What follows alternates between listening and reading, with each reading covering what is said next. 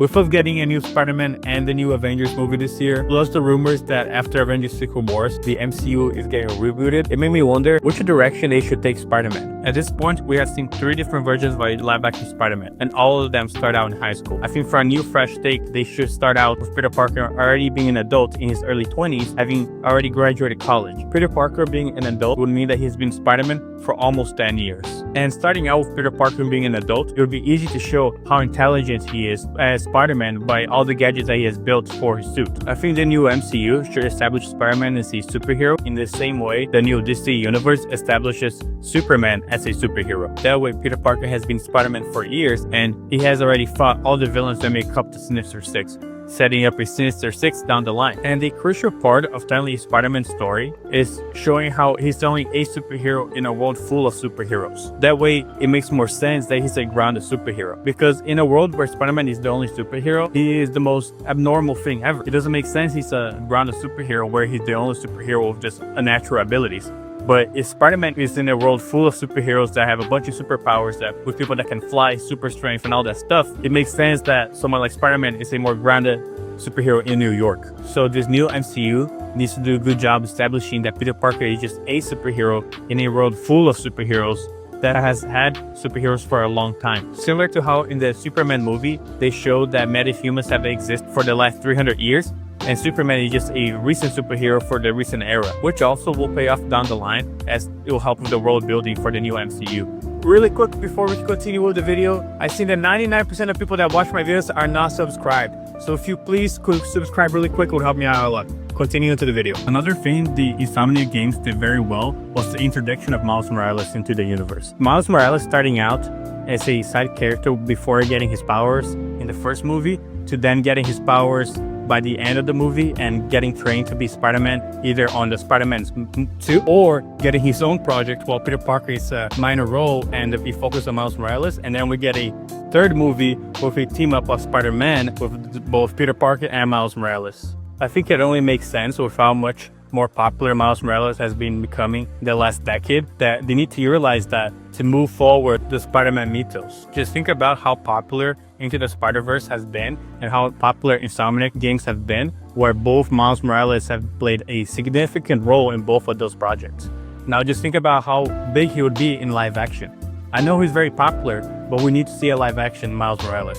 In every Spider-Man live action project, the love interest is always MJ or Gwen. I know with Tom Holland, MJ was a different character technically, but it's still MJ at the end of the day. And I think for this new universe, it should start out with Black Cat. I think they should establish that Gwen Stacy died and maybe MJ and Peter already broke up and then he's dating Black Cat. I think it will be very refreshing to get a new love interest who's already a comic book character instead of being a brand new character they make for the movies. I think a lot of fans will enjoy seeing Black Cat live action, and not only enjoy seeing her live action, seeing her and Peter Parker together in live action. I think it will give a very similar vibe of seeing Batman and Catwoman live action. If they want to end up getting MJ back with Peter Parker later on, that's fine. But starting out, I think a new love interest will feel very refreshing and it will feel very unique compared to the other live action movies. Next point on my list, we need to see Spider-Man fighting the Sinister Six. Spider-Man has one of the best rogue galleries in all of comic book media. And seeing Spider-Man fighting 6 of his best villains in one go is the perfect example of the indomitable human spirit that Peter Parker so well represents, even though he has superpowers. I would argue that Spider-Man has the best villains in all of comic books, and seeing him fighting the Sinister Six would create so much hype around this movie. Something that Spider-Man stories do so well is showing how a hero can win against all odds, even when all the cards are stacked against him. I think they should move in the direction where he fights the Sinister Six, and the leader of the Sinister Six is Doc Ock. I think those stories are so well written. I think Insomniac did such an amazing job balancing so many different villains and him fighting the Sinister Six in that game. But I think they go a step further and having Spider-Man fight all of them at the same time. Moving on. Now that the MCU has the rights for the X-Men and the Fantastic Four, I really want to see them explore Spider-Man's and Johnny Storm's friendship. They're best friends in the comic books. They even lived together at one point. And Spider-Man really gets along really well with the Fantastic Four. And obviously, we haven't been able to see that in live action since they were both owned by separate studios.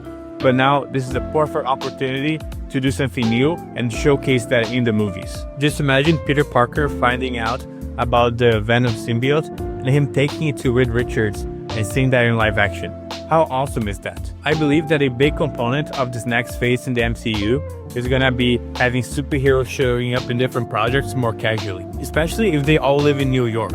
Spider-Man being a New York-based superhero and the Fantastic Four being a New York-based superhero team, they should be crossing over left and right.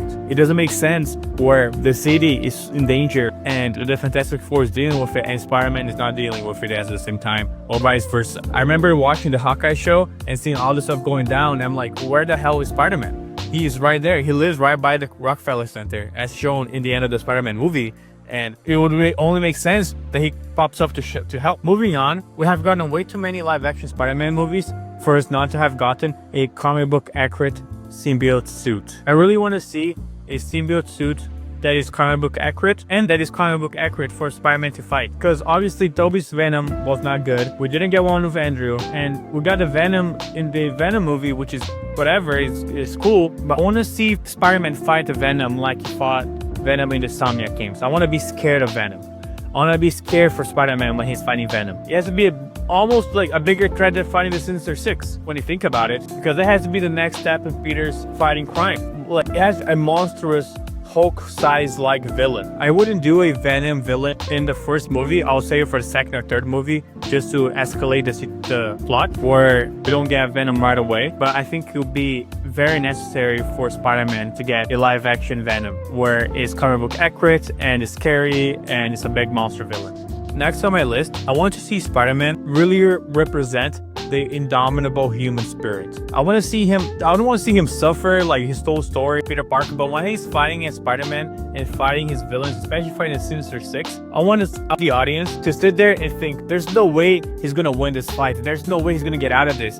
And he just pulls through just from his heart and dedication. I want to see him with suit all battle damage and him in the brink of losing but not giving up and succeeding at the end. I think Spider-Man is one of those characters that best represents that aspect of being, and I really want to see that translating into live action. Anyways, this was my list of things I want to see in the future of Spider-Man live action movies. If you enjoyed it, please like, comment, subscribe, use hype feature if you have that feature available, and I'll be back soon. Thank you very much.